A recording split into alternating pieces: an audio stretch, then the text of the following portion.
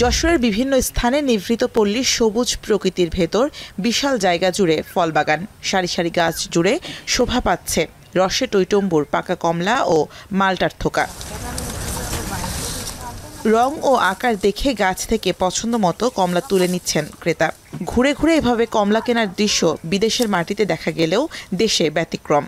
যশোর জেলার ভিতরে এমন একটা ফল দেখে মনোমুগ্ধকর। এরকম মালটা বাজারে কখনো দেখাও হয়নি, নিজের চোখে না দেখলে আসলে বিশ্বাস করা যায় না। এত সুন্দর মালটা, খেতে খুব ভালো, সুস্বাদু, রসও যেরকম খাতেও এরকম।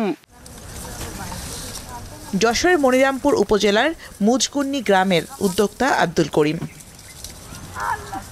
2014 সালে মাত্র 15,000 টাকা দিয়ে 1 বিঘা জমিতে শুরু করেছিলেন মাল্টা চাষ।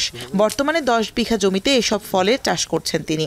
চলতি মৌসুমে খরচ হয়েছে 15 লাখ টাকা, যেখান থেকে 30 লাখ টাকা বাণিজ্যর আশা করছেন এই উদ্যোক্তা। ইতিমধ্যে আমরা 20-22 লক্ষ টাকা বিক্রি করেছি এবং যে ফল আছে 30 লক্ষ টাকা বিক্রি হবে।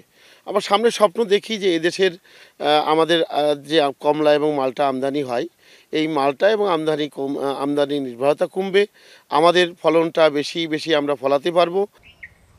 শুধু আব্দুল করিম নন, একই উপজেলার অহিদুজ্জামান, ইসমাইল হোসেন সহ অর্ধশতাধিক চাষি মাল্টা ও কমলা চাষ করছেন, যাতে বাণিজ্যিকভাবে লাভবান হওয়ার আশা করছেন তারা। আগে আসলে মনে করতাম মালটা কোনো রস না, মালটা খুব একটা ভালো না, আসলে সঠিক যাত্রা পালি কোনো অসম্ভব কিছু না।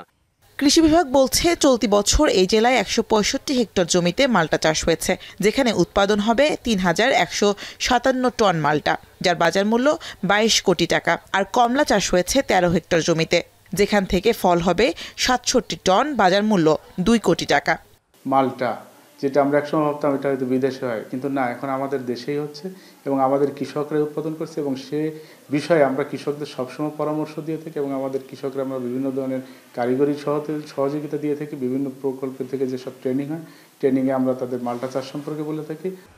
গেল বছর এই জেলায় 140 হেক্টর জমিতে মাল্টার চাষ হয়, যেখান থেকে 2,520 টন মাল্টা উৎপাদন হয়, যার বাজার মূল্য 20 কোটি টাকা। এখন যশোর।